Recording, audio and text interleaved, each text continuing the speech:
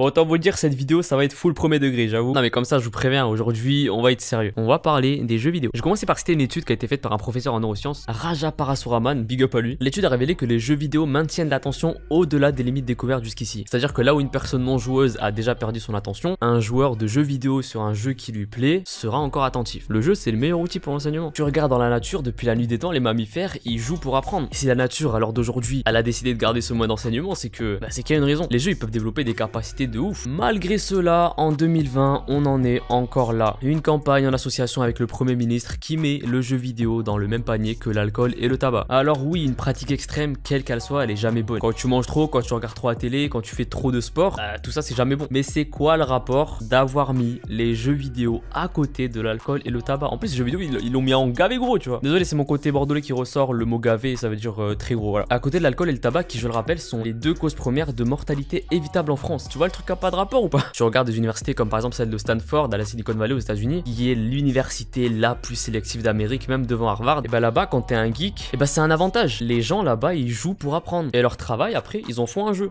Ils ont tout compris. C'est bien pour ça qu'on dit que les universités aux États-Unis sont en avance de ouf. Ou alors peut-être c'est nous qui sommes en retard, je sais pas. Concernant l'addiction, comme on l'a dit, l'extrême, c'est jamais bon. Et pour vous dire, le jeu vidéo induit moins de dépendance que le sucre et le café. Donc non, c'est pas dur de ne pas être accro-addict aux jeux vidéo. Et si c'est déjà le cas, bah c'est pas dur d'en sortir, je veux dire. Donc lancer des grandes campagnes comme ça, stop addiction aux jeux vidéo, honnêtement, c'est pas le meilleur truc à faire, je pense. T'apprends à jouer de manière responsable et t'auras tout compris. Par exemple, tu te pointes à l'entretien d'embauche chez Google, ils te posent la question est-ce que tu joues aux jeux vidéo, tu dis non, tu peux être sûr qu'ils te rappellent pas derrière, tu vois. Et si on veut parler des joueurs pros, certains qui empochent des millions de dollars lors de grosses compétitions, et bah ces joueurs, contrairement à ce qu'on peut penser, s'ils veulent s'améliorer, le pire truc qu'ils puissent faire, c'est de jouer de manière non modérée. Sur Rocket League, il y a un mec, triple champion du monde, 2 fois champion d'Europe, 10 finales à son actif, en plus il est français, K-Dop.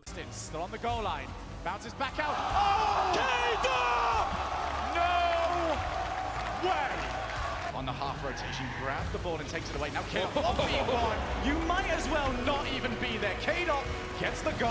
Il a déclaré que jouer plus de 4 heures par jour est inutile et même contre-productif. Peut pas s'améliorer en jouant plus de 4 heures par jour. Et il parle dans son cas, lui, à son échelle. Lui qui est joueur pro, c'est son métier de jouer. Donc j'ai envie de dire, qu'en est-il de nous, du coup? Donc non, c'est pas si compliqué de comprendre tout ça et des campagnes comme celle qu'on a vue, ça a pas lieu d'être du tout. C'est ouf. Donc j'ai vu cette campagne sur Twitter qui a été tournée, donc je suis allé voir les commentaires du tweet un peu. Et là, par exemple, on a Cécile qui nous dit: pour avoir vu des personnes complètement déconnectées de la société, oui, les jeux vidéo peuvent devenir une addiction grave. Certains ne sortent plus de chez eux et refusent tout contact social. C'est comme l'alcool un peu, c'est bien beaucoup, c'est l'addiction. Ça, comme on l'a dit, c'est tout extrême, c'est pas bon. Toute pratique extrême d'une activité quelle qu'elle soit, c'est pas bon. Si c'est pas les jeux vidéo, peut-être le mec il est accro aux paris sportifs, peut-être que tu peux faire ça avec tout n'importe quoi. Et le pire, c'est que contrairement aux idées reçues, non, l'addiction aux jeux vidéo, elle est pas aussi intense, elle est plus facile à maîtriser que d'autres addictions qui sont dans la vie de tous les jours. Comme on l'a vu pour le café, typiquement, c'est le meilleur exemple, je pense. Donc non, c'est pas si dur. Et voilà aussi, ça c'est intéressant de voir ça. Quelqu'un qui répond: ils ne sortent plus à cause de dépression et de problèmes psychiques et s'occupent donc avec des jeux vidéo qui maintiennent un lien social avec des gens dans la même situation qui partagent leur passion. Voilà, on peut voir ça sous ce point de vue là aussi. Peut-être il y a des gens, ils vont pas bien du tout, et ben en attendant que ça aille mieux, bah ils se réfugient dans quelque chose d'extrême entre guillemets, mais qui est toujours moins grave que se réfugier dans l'alcool, dans le tabac, qui sont comme j'avais dit les deux causes principales de mortalité évitable en France.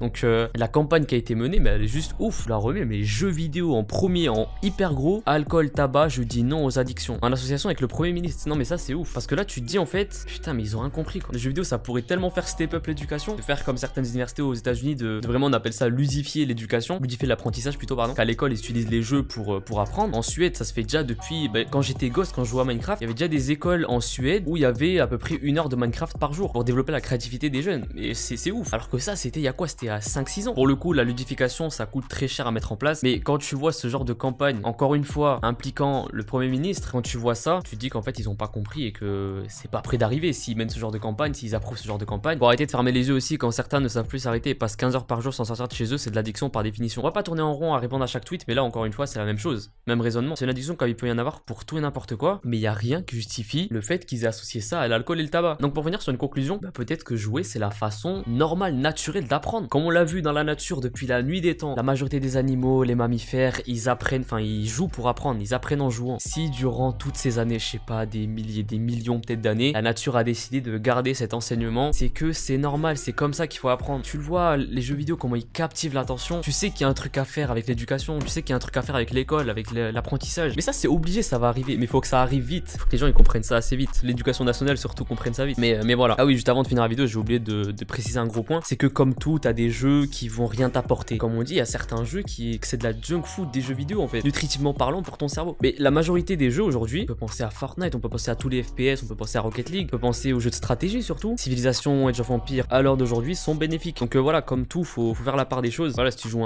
par exemple God Simulator, ça va pas être pareil que si tu joues à un Rocket League ou un Fortnite où tu dois vraiment concentrer ton attention à max. Voilà, tu vois, c'est ce que je voulais dire. Donc voilà, je pense avoir tout dit pour cette vidéo. J'espère qu'elle va pas être trop longue. Bon, je vous ai prévenu, hein, c'était full premier degré cette vidéo. Je pense que c'est la vidéo la plus sérieuse que j'ai faite. Mais voilà, faut en parler des fois. Et bah, j'espère quand même qu'elle vous aura plu, qu'elle vous aura apporté des choses peut-être. Et ben voilà, prends soin de toi et on se capte très vite. Ciao.